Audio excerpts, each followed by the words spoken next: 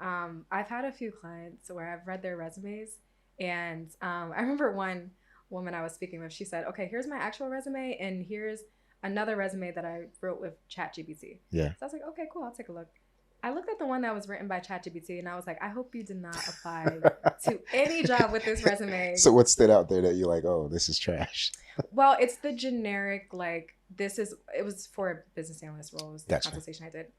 It was the generic descriptions of what a business analyst does. Okay. Right. So it had nothing specific to do with what she actually did in that role. So Gotcha. you get what I'm saying?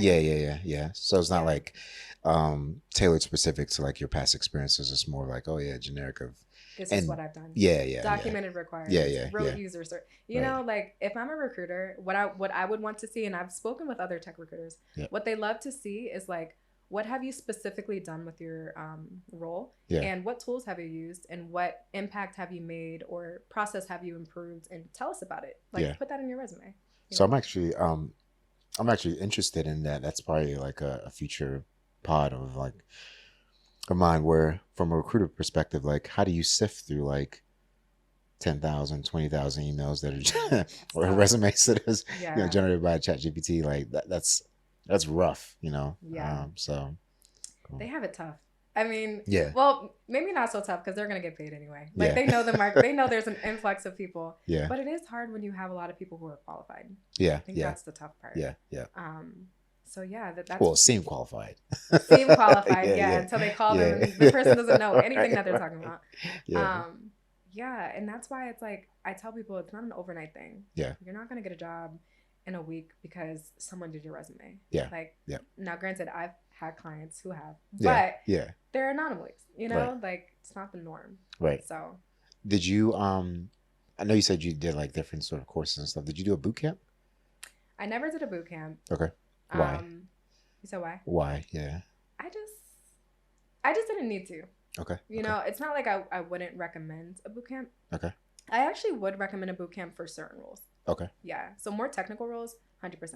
Gotcha. Because you need hands-on experience. Yeah. Okay. So what did you do if not a boot camp? Courses. Okay. Certifications. Okay. Yeah. Like Udemy types stuff? Udemy, the ECBA, the CSPO. That's a product owner cert.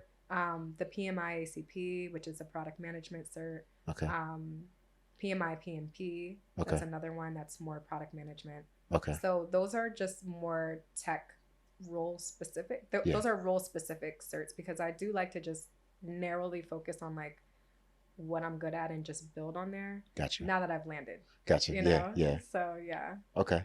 How long are those like programs? A lot of it is self-study, self-paced, self-taught. Yeah. Gotcha. So, well, the CSPO, I will say that one.